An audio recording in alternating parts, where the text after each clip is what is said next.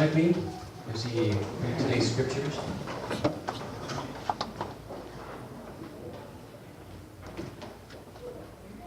Jabez was more honorable than his brothers.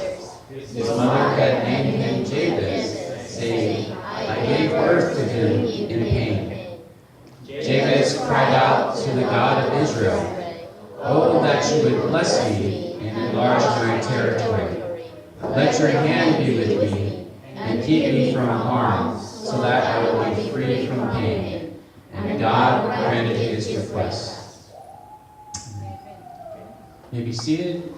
Children are dismissed at this time. We welcome Pastor Howard back to the pulpit.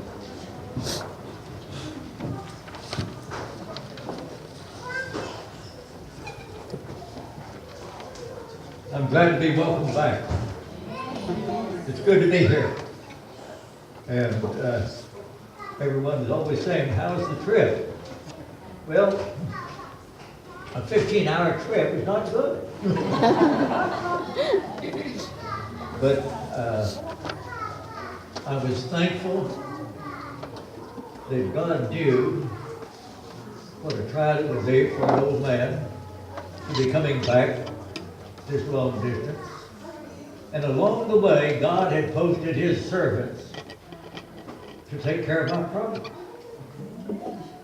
And even when they didn't know that they were God's servants. And so I made it fine. It's so good to be here. I feel very good about being back in the pulpit today. Glad to see your faces here. And I've been welcomed so many times, and I appreciate it very much. How many of you have ever heard of Jabez before? A few of you. But for many of you, this will be your first time to hear about Jabez, and especially to hear a sermon about Jabez. But it's been a blessing to me to read about Jabez and to preach about him. Jabez facing a bleak future. When you read the scripture, and his future did not look good when he was born. So I'm introducing you this morning to this man Jabez, Jabez in Chinese. I don't know much about him. All I know is right here in these two verses of scripture. We don't know the names of his parents or of his brothers. We don't know where he lived, except that probably it was in the southern part of Israel. So we don't really have a biographical sketch of Jabez, but we have an account of how his life began and of a mighty prayer that he prayed. And as I say, it's been a blessing to me to study and read and to meditate about Jabez. I had the idea that Jabez must have been born into an unhappy home.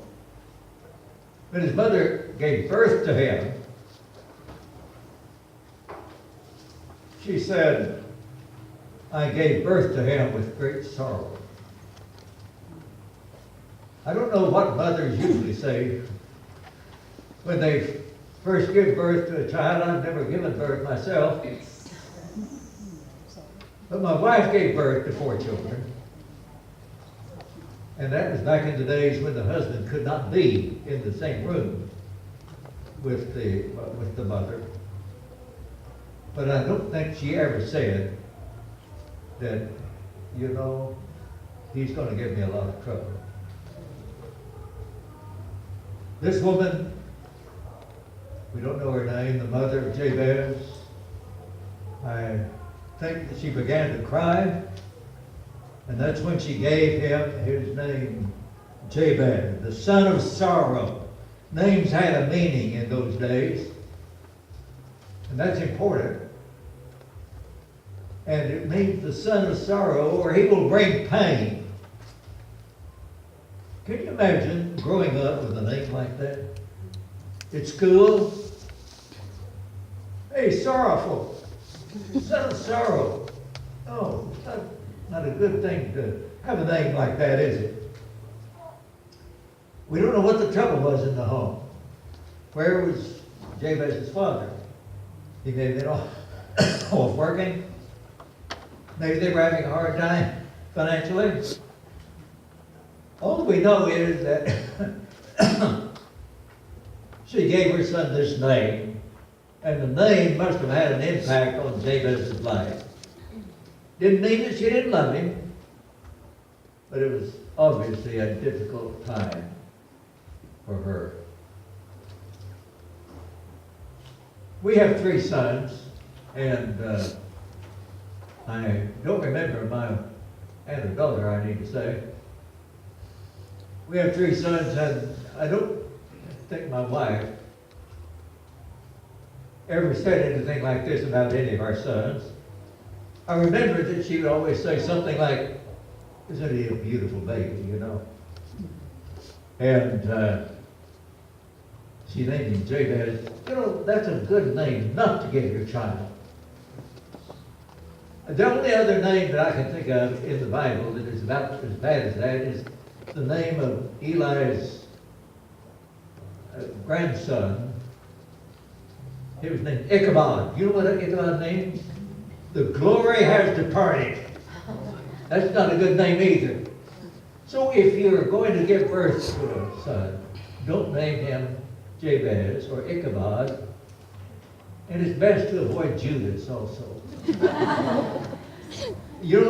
I don't remember many children, many boys named Judas nowadays.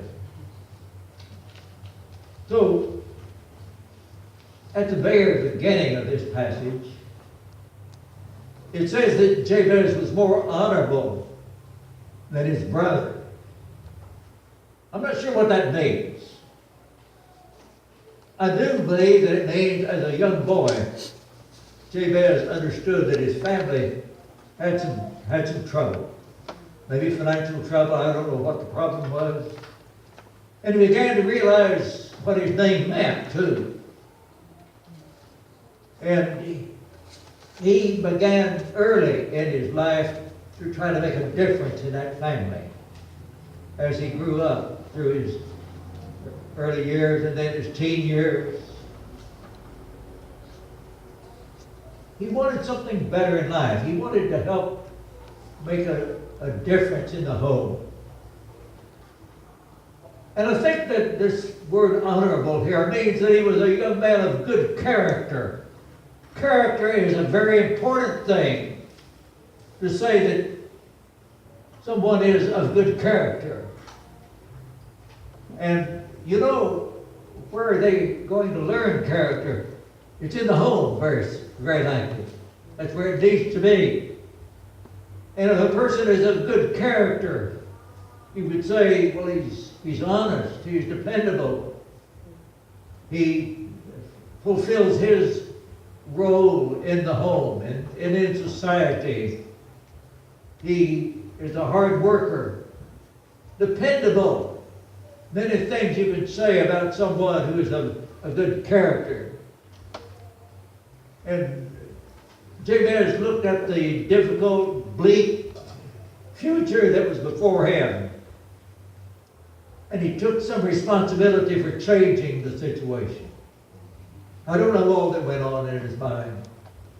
But something very significant also happened about this time in his life. And that's where our message is. It says that Jabez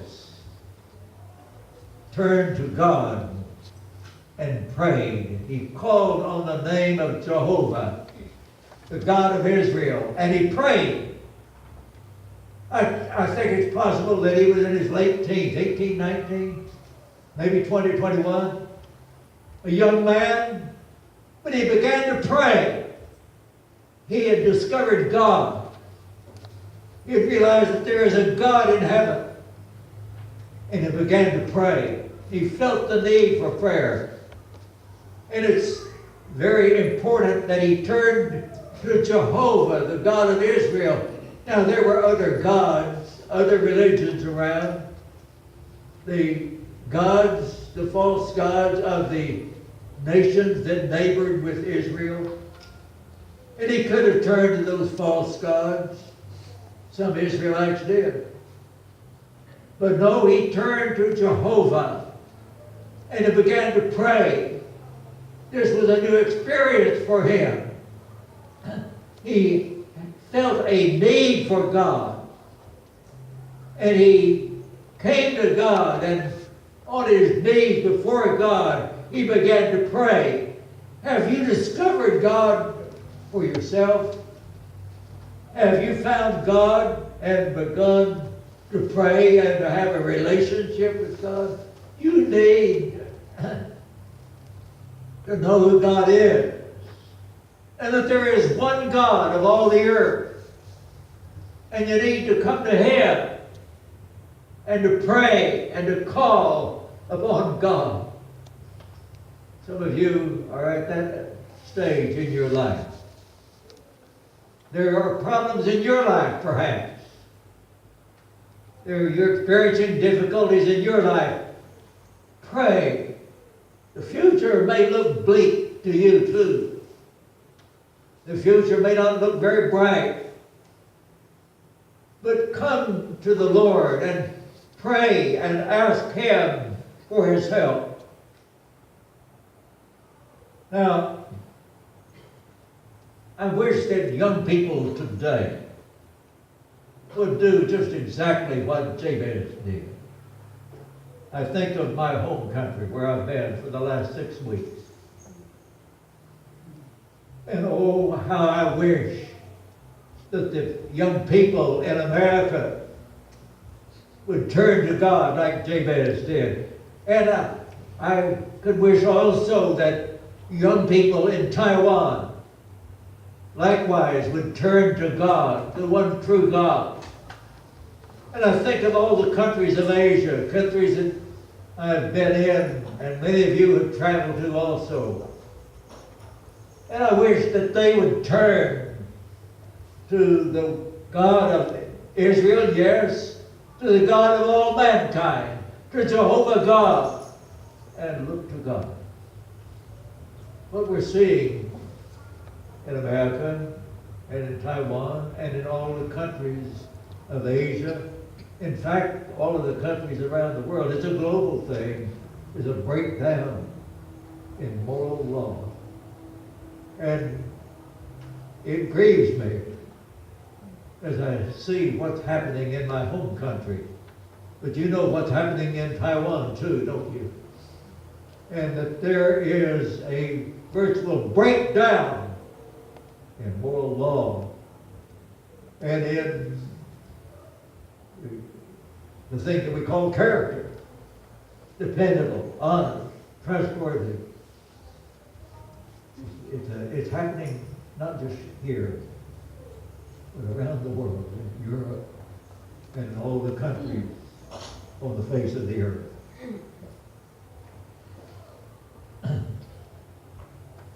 People need a longing for God.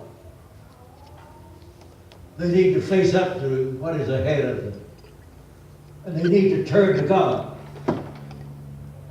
We long for many things, don't we? We say we long for success, more money. Money is always the solution. And if you don't have enough, then you want more money. And if that's not enough, you want still more. And so some people play the lottery all the time. Yeah, and you know, it's an interesting thing. If there's a big lottery jackpot, as there is sometimes in America, a huge jackpot, $500 million, I don't know. It's just play money anyhow.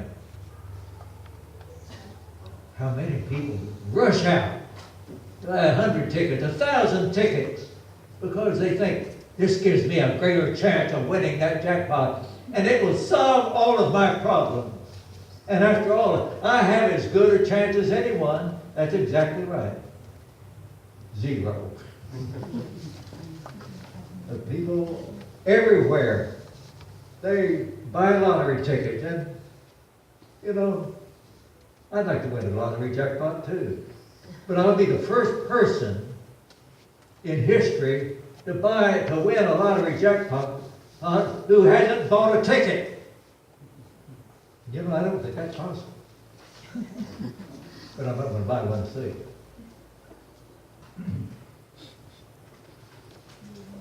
I wish that the people here in Taipei, all the people who are down in the mall, the shopping centers, wherever they are, maybe down at McDonald's or Burger King or wherever they go to eat, would say, hey, let's go to church today. Let's go to that church up on the mountain, on Calvary Baptist Church. Wouldn't that be wonderful? I wish they would. But I wish the same thing in America, where they would say, this is Sunday. Let's go to church today. Let's turn to God. You know, when you turn to God and you begin to look to God and you start asking the right questions, it changes your life forever. And you need to do that. And there are some of you here today. You've come here, and I'm grateful that you are. But do you need today, in a very personal way, to turn to God, to turn to Christ, and receive Christ into your heart and into your life? Is that the need in your life? It may well be that some of you need exactly to do that. You need to turn to Christ and come to know Him as your Lord and Savior. I'd love to see you do that. That's why we're here today, you know. That's why this church is on the mountain, to preach the gospel and to lift up Christ and to lift up the name of Christ. That's why we're here. We want you to know Christ as your Savior.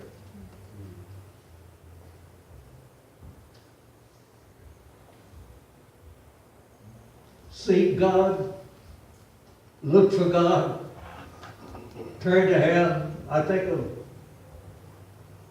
Psalm 42, talks about the deer who's looking for a drink of water. He's thirsty for water. He's running, chased by the wolves perhaps, running for his life, but he needs water. He's thirsty for water. And you need to be thirsty for Christ.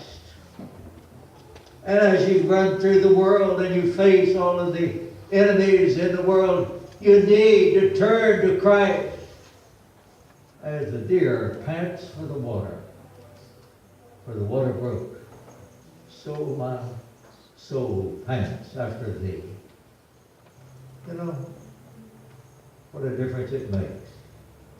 The prayer of Jabez, and I'll move on very quickly to this. First of all, what did Jabez ask for? You know, he began his prayer, his first prayer perhaps, I assume it is. How do you usually begin your prayers? Do you not say, oh God, I pray that you would bless me today? You ask for God's blessing, don't you? That's so many times. That's the way we begin our prayer. Nothing wrong with that. That's a good way to do it. And Jabez did that. He said, oh God, I pray that you would bless me indeed. He came believing that God could help him and would help him. And he asked God, oh God, bless me. Many people turn to government. They turn to the lottery. We become dependent on government. But how good it is to turn to God and say, oh Lord, bless me. Bless me indeed. Bless me in a great way. You see my needs, Lord. Oh God, today I ask for your blessings upon my life. Have you prayed like that? Probably you have. Some of you have. I know you have. And as you've come to the Lord, you have said, oh God, I pray that you would bless my family. I pray that you would bless my friends. I pray that you would bless all that I'm involved in. Oh God, bless me. I need your blessing. Seek the blessings of God in your life. It's good to do that. Turn to God and say, Lord, I've lost my way, and I need help. And I ask you to bless me, and bless me indeed. Now, as he got past that first petition, he said, Lord, enlarge my borders. Jabez called on the God of Israel, saying, oh, that you would bless me indeed, and enlarge my borders.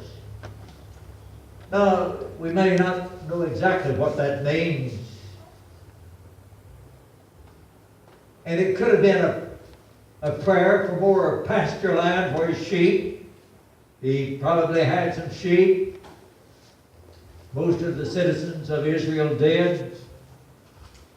And you always need more pasture land, and so he could have been asking for that, but I think that it was more than that. I think it was asking God to enlarge the borders of his life so that he would be a blessing to more people and bring more people inside his recognition of people, so that he could be a blessing to more people and to many people. So often we think about acquiring more power, more wealth, more influence. Sometimes we, and very often, we're content to lead a selfish life, centered only upon our own needs and our own situation. Self-centered. And that's not really a new thing. We can talk about the me generation that only thinks of itself. That's really not that new. People have been doing that for centuries. For many, many centuries, they have been thinking about themselves only and praying for what they want. But you know, we need to realize that that is not a good thing. We need to pray large, like Jabez did. I think that this was a large prayer on his part. Enlarge my borders, enlarge my territory, extend my influence. Let me be a blessing to more people. And you know, God does that. He does it. I was so grateful for all the help that I had along the way. As I was wandering through the airports, you know, I look old enough that when people see me in the airport, they think, that poor old man, he's 100 years old. And sometimes I feel it. And as I just landed in Chicago and trying to find my way over to the international terminal, never come in from that direction. And I was looking for signs that would help me. I mean, signs, you know, like this, not signs from God. But could have been that too. But, and a lady said, do you need help? You know, she was one of the people that God had posted there. And I said, well, I'm trying to find my way to this customer service center. She said, I can help you do that. And I went in there, and then they wanted to put me in a wheelchair, and I, no way. But you know, I found my way. I did pray. Lord, guide me through this airport. It's a big airport. Help me to find that place where my plane is going to take off from. And then Jabez said, Lord, let your hand be with me. He says that your hand would be with me. And What does he mean by that? I think of God's guiding hand is sometimes the hand of discipline. And he's leading us along the way. And sometimes he swats us a time or two and says, now get back where you belong. And I look back on my life and look back all the way to my teenage years, and I've realized that God's hand was sometimes present in my life when I wasn't aware of it. And he was protecting me and guiding me. There were things that happened in my life. As I look back, I realized what a disaster that could have been in my life. And God kept me by his hand out of spiritual danger. Could have ruined my life. That kind of thing. And God saw me there in that situation and saved me from going the wrong direction. And I think about what Isaiah says in Isaiah 30:21. You will hear a voice behind you say, this is the way. Walk ye in it. Don't turn to the right hand or to the left. Don't turn from one side to the other. Keep on going straight on toward the goal.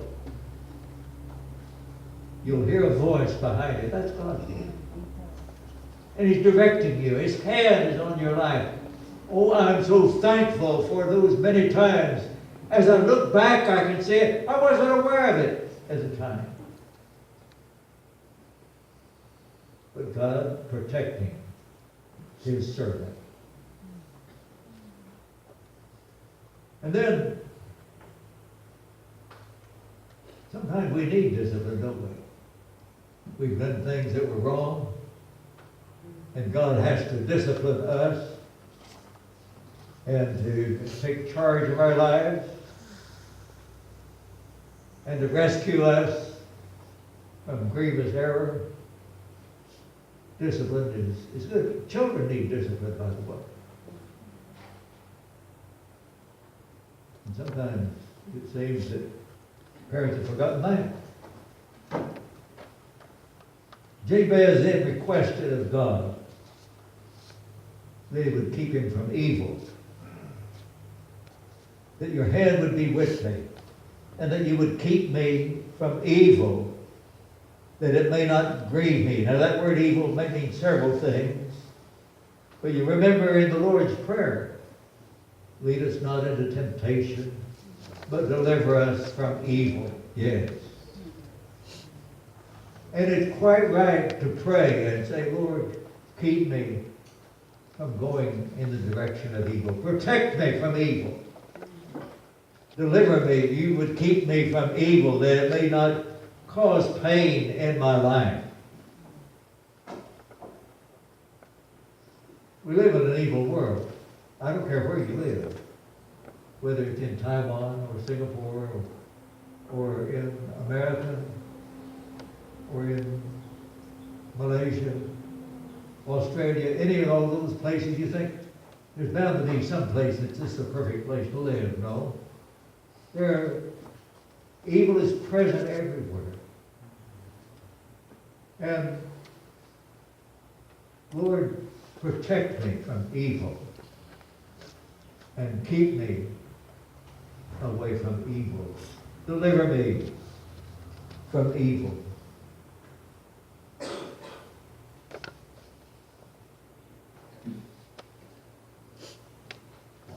Evil of all kinds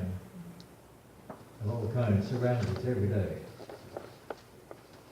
And I'm amazed. If you go online, you know what I'm talking about. All kinds of evil that you encounter online. Stay away from it. And yet just reading the news, even the commercials, you encounter all kinds of evil. And I hear young people